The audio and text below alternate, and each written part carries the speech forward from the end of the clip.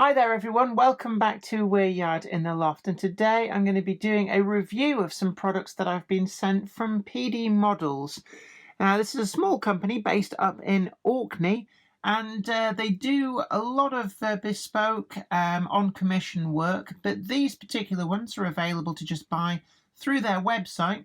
These are actually N-gauge, but you can see there some wonderful pictures of how the finished model would turn out, which you can use as a painting guide. And we've got here the Burrell traction engine, Aveling and Porter steamroller, and the Fowler ploughing engine. Now these are all 3D printed and they come unpainted in these lovely little boxes that for me are reminiscent of, do you remember Matchbox cars? And it has that kind of feel to me. I just love these boxes actually. So we've got on there Peedie Models, and there's their website. And on the other end there, we've got a little bit of details about the being N-gauge, 2mm scale, or 1:148. Catalogue number there, and just again reiterating the name of what's in there. So showing you there. So we've got the catalogue number PM3D86065 for the Aveling and Porter. We've got PM3D86064 for the Burrell traction engine, and move over to this one. We've got PM3D86066 for the Fowler ploughing engine. So I'm going to open these up and let's take a closer look.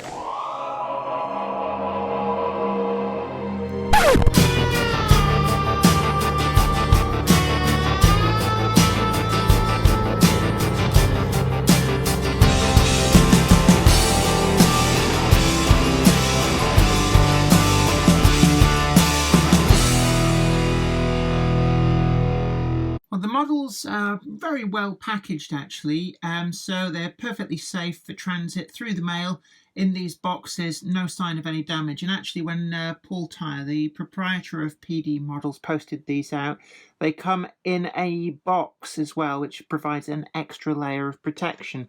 So we can see here the models, and when you bear in mind that these are N-gauge, I'm just trying to show you there, you can see through the spokes, not just in the front wheels, but the back wheels too, and the flywheel.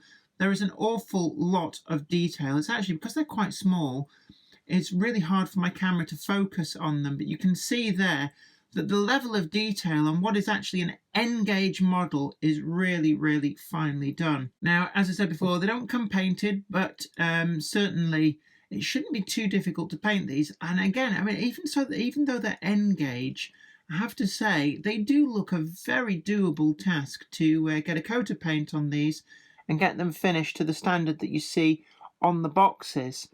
So I'm really actually impressed. And it's like I said before when I've reviewed 3D printed models, this very much is kind of the future of our hobby. And as the materials and the technology gets better, quicker, cheaper, and more effective, then I think we're only going to see more stuff like this, and it really is great to see another manufacturer into the fray offering such high quality models. Now, as I said before, you can buy these through the website at Peedie Models, and I'm just going to move on to the next one. Again, they're 3D printed in like a red resin, and actually it feels like there's a little bit of spring to these. Yeah, you can just see there as I squash the wheels. Again, very, very hard to focus, but there is actually quite a bit of give in this particular material, which is one of the things that I have worried about with 3D printed models, them being a little bit prone to just cracking and shattering. But this material does seem to alleviate a lot of those issues, so that is a major, major plus point. Now, to paint these, one way is to use acrylics. In fact, generally speaking, acrylics tend to be the recommended course of action, and that does need a undercoat. I've had some quite good effects using Humbrol enamels without an undercoat, but that's generally because I've been a little bit lazy and wanted to get them done and completed as quick as possible. So I would say if you want a really good effect, go down the acrylics route with an undercoat. But I'm just looking there, you can even see there's the characteristic holes in the flywheel. It's like a solid flywheel, but with these holes in, and all of that detail is really, really nicely done. So I'm just looking at these, they are really, really well done. I'm particularly impressed with the finesse of the spokes in the wheels. Now, one area I could see that painting might be a bit tricky is to get right down deep inside that front roller just to paint out the red in there. So I don't know, maybe dipping it in a very watery paint that would coat all that inside. I'm not really quite sure, but certainly most of the paint finish on these could be done relatively easily, and they are such fine models. The final model here is the Fowler ploughing engine, and this seems to have been done in a different material.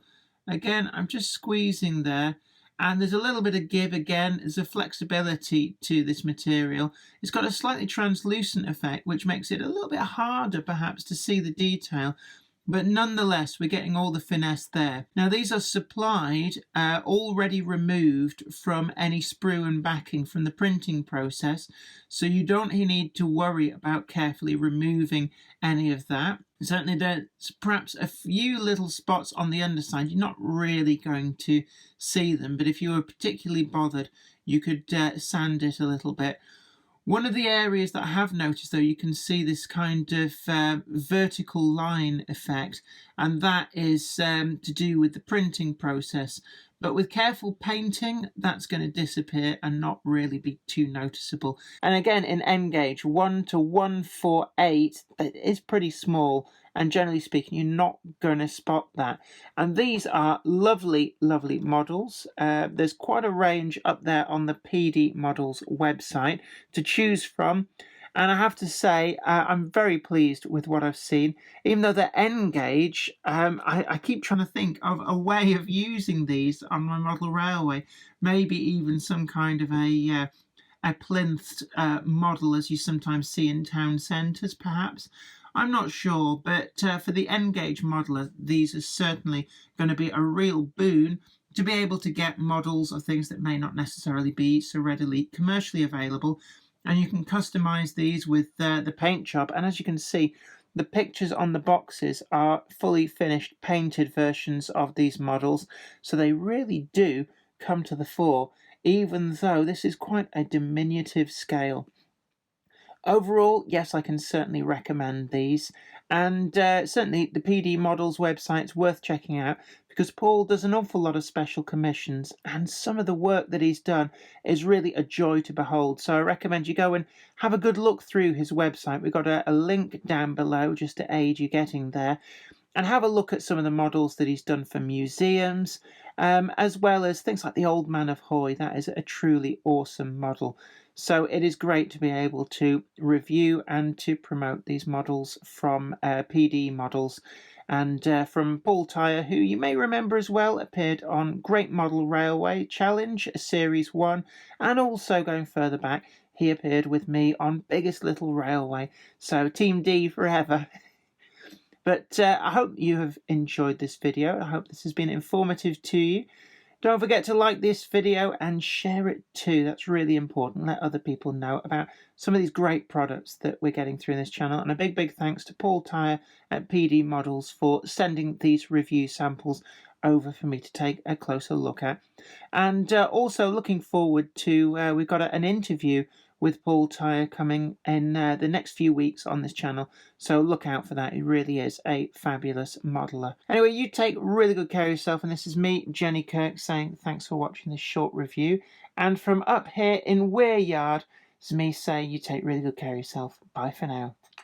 Today's video has been brought to you in part thanks to the generous donation of my fans on Patreon. And an extra special huge thanks goes out to Anthony Kidson, Michael Churchwood, Bob Threeton, Alec Ralph, Anthony Hunt, William Wade, Wayne Johns, Offshore Allen, and oorail.co.uk. If you'd like to help support the show, head on over to patreon.com/Jennifer Kirk. Thank you. Today's video has been brought to you by my books, Bringing Home the Stars, Twinkle Little Star, and also you can get the complete comic collections of All Over the House, Books 1, Books 2, and also the wacky zany Life of Knobty Mouse. Thanks, and catch you later.